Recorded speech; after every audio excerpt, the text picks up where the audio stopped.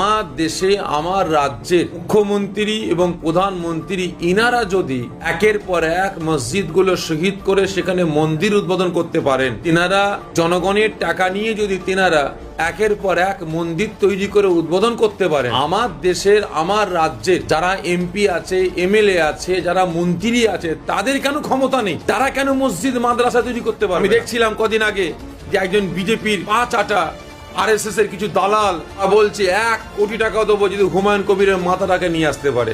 আমি বলছি, আপনাদের উদ্দেশ্যে বলছি, যাদের মাথা ব্যথা করছে এই হুমায়ুন কবিরের মসজিদটাকে কেন্দ্র করে, আমি আপনাদের উদ্দেশ্যে বলছি, একটা মুর্শিদাবাদে নয়, সারা পশ্চিম বাংলা তথা সারা ভারতবর্ষের বিভিন্ন জেলায় জেলায় বাবরের নামে বাবরি মসজিদ তৈরি হবে। আমরা তো যখন দীঘাতে যখন জগন্নাথ মন্দির উদ্বোধন হলো, আমরা তো কোনো মুসলমান আমরা তো বিবৃতি দিইনি। যখন কলকাতা নিউ টাউনে যখন দুর্গাঙ্গন ঘোষণা হলো, আমরা তো তার বিরুদ্ধে প্রতিবাদ করিনি।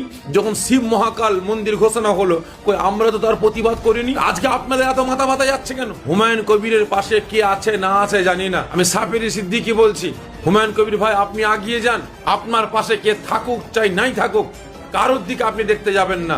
যদি কেউ বাধা হিসেবে দাঁড়ায়, ইনশাআল্লাহ যদি প্রয়োজন হয় জীবনের, সাফেরি সিদ্দিকি আগে দেবেন সব। আমি সর্বপ্রথম ফুরফুরা দরবার শরীফের পীর পরিবারের সন্তান হিসাবে এবং মুজাদ্দেদিয়া ইত্তেহাদিয়া ফাউন্ডেশনের তরফ থেকে আমি মুর্শিদাবাদের বিধায়ক হুমায়ুন কবির ভাইকে আমি ধন্যবাদ জানাবো, তেনাকে মুবারকবাদ জানাবো যে তিনি 6 ডিসেম্বর ওই কালা দিন তিনি স্মরণ করে বাবরি মসজিদের নামে তিনি একটা মসজিদ তৈরি করছেন। আমি তেনাকে ধন্যবাদ জানাবো।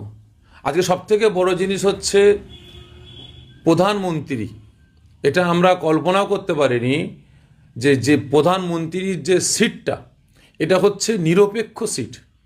ওখানে যিনি বসবেন তিনি হিন্দু, মুসলমান, জৈন, খ্রিস্টান প্রত্যেকটা ধর্মের মানুষকে ওনাকে নিয়ে চলতে হবে। প্রত্যেকটা ধর্মের মানুষকে ওনাকে এক নজরে দেখতে হবে। আজকে আমি দেখলাম যে বাবরি মসজিদটাকে শহীদ করে সেখানে রাম মন্দির তৈরি হয়েছে। সেখানে রাম মন্দির ভিত্তি স্থাপন করলো কে? রাম মন্দির শিলান্যাস করলো কে? এবং সেখানে উদ্বোধন করলেন স্বয়ং আমার ভারতবর্ষের প্রধানমন্ত্রী।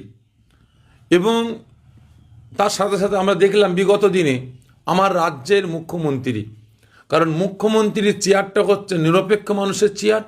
এখানে এই চেয়ারে যিনি বসবেন প্রত্যেকটা ধর্মের মানুষদেরকে নিয়ে সমান নজরে দেখার দরকার। কিন্তু আমার